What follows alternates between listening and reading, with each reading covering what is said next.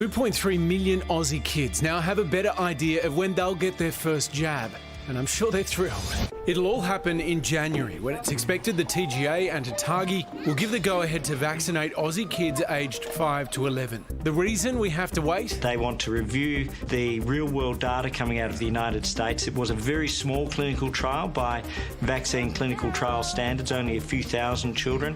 Has said they do not want to cut corners. We're very fortunate now to be able to utilise the real-world experience from the United States. Over 900,000 children received the vaccine in the first week, to make absolutely sure that it's the right thing to do to approve the vaccine in this age group in this country. Kids under 10 are the fastest growing age group for COVID infections in Australia.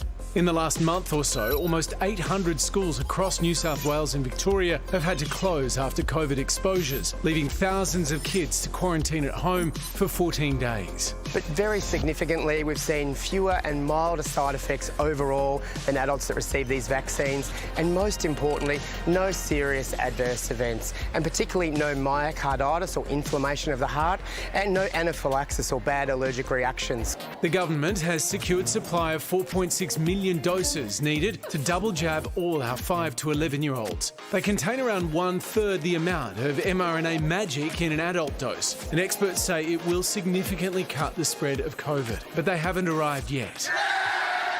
Also on the way are 800,000 doses for kids aged 0 to 4, who will likely only require one shot. The clinical trials in the under 5 age group are also progressing well, a little bit behind the 5 to 11-year-olds. I wouldn't be surprised if we hear some promising results from those trials. I think an approval in the United States is likely to follow soon thereafter, and then I think we'll be a few weeks or a month or two behind.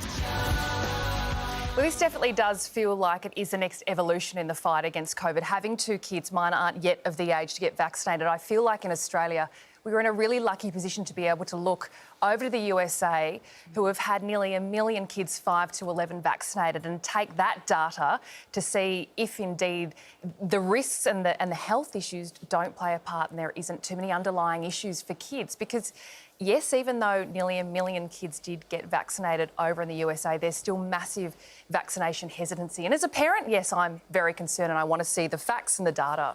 Yeah. It's interesting, given the timing of all of this, now that young people are going to be getting vaccinated potentially.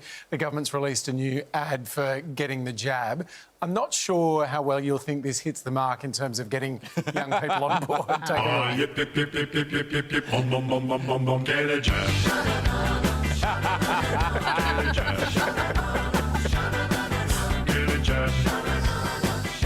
So, guys, Yep. you know, I'm not an expert on young people, but so far the stars I've spotted in that, Frankie J. Holden, Yep. Wilbur Wilde, Yep. and Ostentatious. And if there's one thing that I know young people love, it's those 3 people they've never heard of.